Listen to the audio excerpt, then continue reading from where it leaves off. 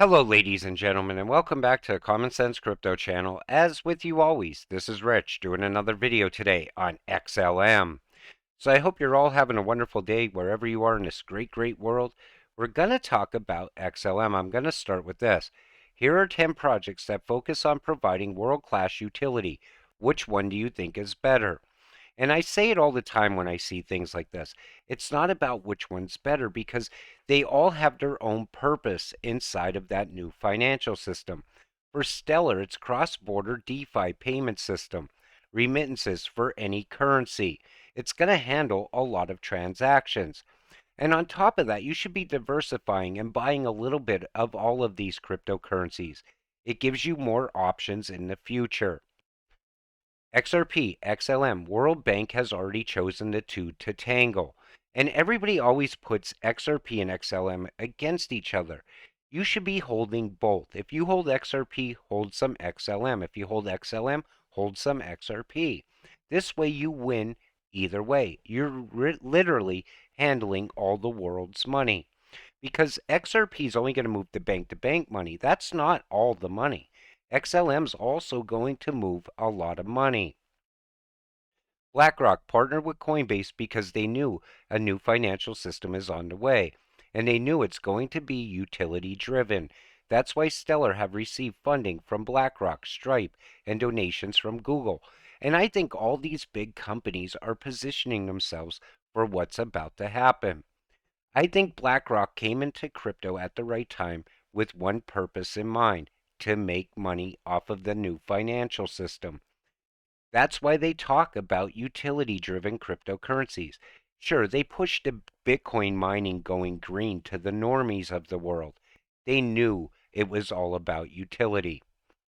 In the period between mid-January and late February, we will see yet another sign of the demise towards the U.S. banking system, which will continue to change the socio-economic landscape and shift us towards a digital standard.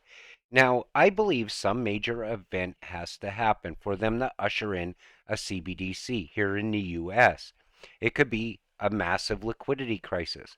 It could be those blackouts we've heard about before, or maybe massive cyber attacks that take down the power grid. Whatever the case may be, though, at some point, a new financial system is going to go online. It's going to be a digital system, and it's going to utilize XLM. The global financial infrastructure has been enhanced thanks to blockchain technology. It's not going anywhere. XLM is used as a bridge between currencies, helping millions of unbanked people send money. CEO Danelle Dixon has worked with senators, Congress, and regulators. Now, she's done so much for crypto, and she's doing so much for XLM as well. But the thing is, we know what's coming. You should definitely be holding XLM right now. I see people all the time say, I'm going to wait until the price moves and then buy in. Absolutely not. You want to buy at the rock bottom prices. If Ripple wins that lawsuit and that goes to settlement, XLM is going to take off as well, not just XRP. Built on Stellar, Get Paid boosts the African digital economy through Stellar and its ecosystem.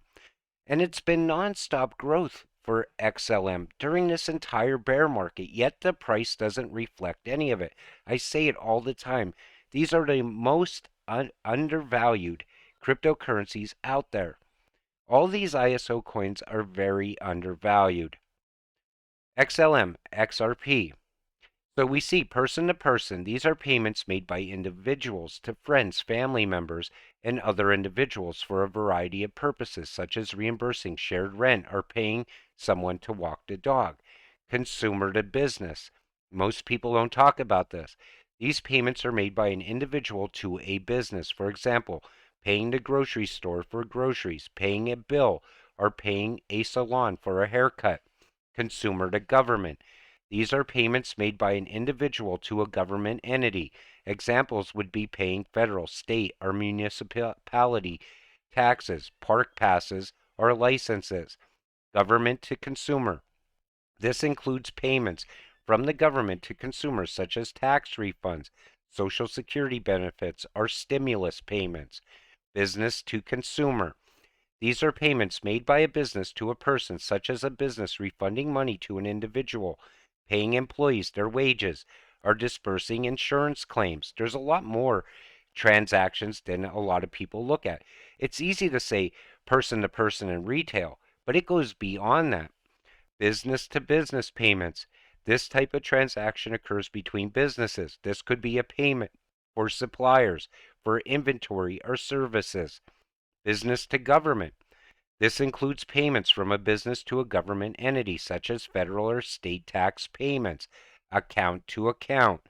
This is the transfer of funds from a customer's account to another account, typically owned by the same customer, at either the same or another financial institution, such as transferring money from a bank account to a brokerage account. So XLM's going to handle a lot more payments than we even thought of.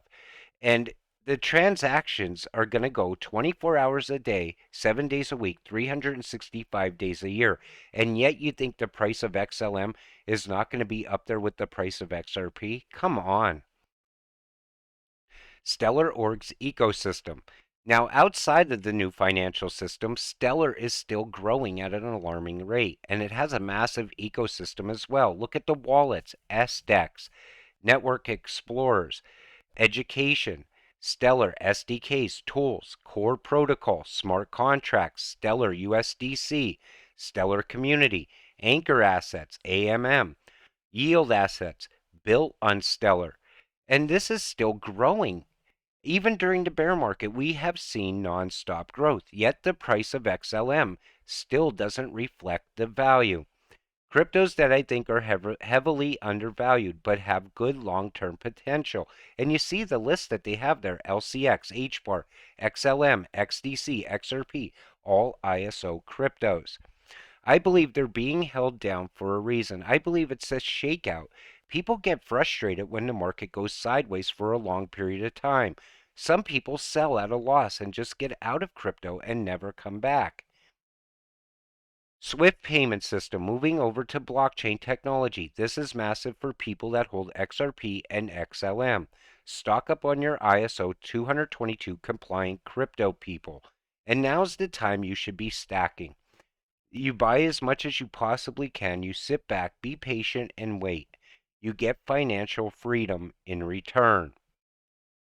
When does the flip of the switch moment happen? A lot of people think the flip of the switch is going to come between 2023 and 2024, and I have to agree with that. I believe 2023 is going to be a huge year for utility-driven cryptocurrencies.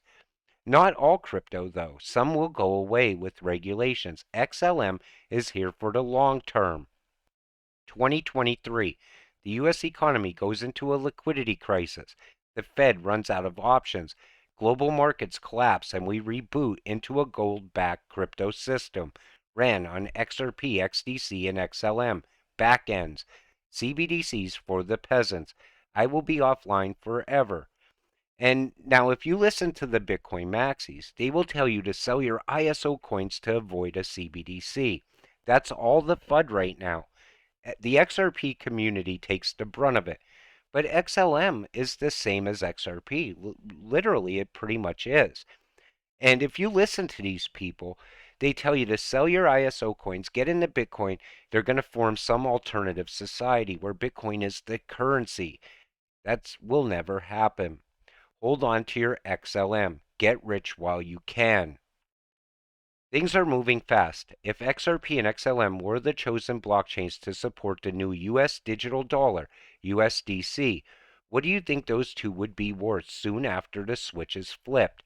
So if I had to put a price on XRP and XLM, if XRP was to hit 10K, because that's a number that's really getting thrown around a lot lately, I believe XLM could easily be $10,000 as well.